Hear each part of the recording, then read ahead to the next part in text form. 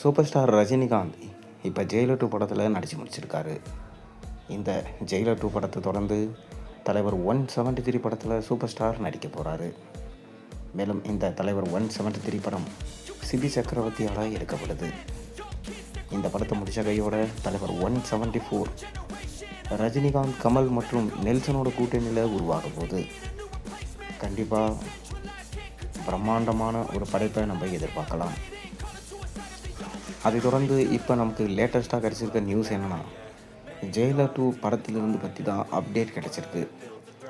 அதாவது சமீபத்தில் யோகி பாபு என்ன சொல்லியிருந்தார்னா, இந்த படத்துடைய கதை எனக்கு அந்தளவுக்கு சொல்லப்படலை, ஆனால் ஜெயிலர் 1 படத்தில் நடித்த மாதிரி இந்த படத்துலேயும் நான் நடிச்சிருக்கேன்.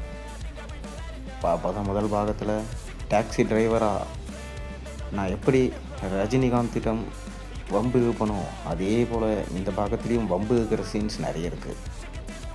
அது மட்டும் இல்லாமல் படம் ரொம்ப சூப்பராக வந்திருக்குன்னு நினைக்கிறேன். ஏன்னா யோகி பாபு சொல்லியிருந்தார். அது தொடர்ந்து பார்த்திங்கன்னா படத்துடைய முழு படப்பிடிப்பும் சமீபத்தில் தான் முடிஞ்சது. இப்போ இந்த படத்துடைய போஸ்ட் ப்ரொடக்ஷன்ஸ் வேலைகள் நடந்து கொண்டிருக்கான்.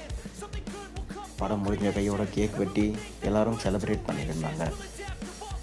இப்போ இந்த படத்துடைய டப்பிங் வேலைகளை ஸ்டார்ட் பண்ணிட்டாங்களாம். சூப்பர் ஸ்டார் ரஜினிகாந்த் அவரோட டப்பிங் போர்ஷன்ஸை ஸ்டார்ட் பண்ணிட்டாரு என்கின்ற தகவல் இன்றைக்கி வெளியாயிருக்கு. ஏனென்றால் இந்த படத்தை ஆகஸ்ட் மாதம் கொண்டு வரணும் என நெல்சனும் ரஜினியும் முடிவு பண்ணிட்டாங்களாம். ஜெயிலர் 1 படமும் ஆகஸ்ட் மாதம் தான் வெளியாகி இருந்தது. அதே போல் இந்த படத்தையும் வெளியிட்டால் கண்டிப்பாக பிளாக் பஸ்டர் ஹிட் ஆகும் என நம்பிக்கை வச்சிருக்காராம் சூப்பர் ஸ்டார் ரஜினிகாந்த். தமிழ் சினிமாவோட 1000 கோடி கனவு இந்த படத்தின் மூலமாக நனவாகும் என ரசிகர்கள் தற்போதே கொண்டாட ஆரம்பிச்சிட்டாங்க.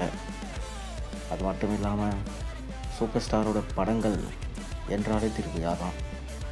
ஆகஸ்ட் மாதம் ரிலீஸ் ஆகிறதுனால கண்டிப்பாக தியேட்டரெல்லாம் தெரிக்கும். தொடர்ந்து இந்த படத்துடைய ஃபஸ்ட்டு சிங்கிள் சாங் மே 1 ரிலீஸ் பண்ணலாம் அப்படின்ற ஐடியாலையும் இருக்காங்களாம். மேலும் நெல்சன் தன்னுடைய அடுத்த படமான தலைவர் 174 படத்துக்கு கான்சன்ட்ரேஷன் பண்ண போகிறாரு. அதனால் இனி வரும் காலங்களில் ஜெயிலர் 2 படத்துடைய அடுத்தடுத்த அப்டேட்ஸ் இருக்கும் என்று நம்ம எதிர்பார்க்கலாம்.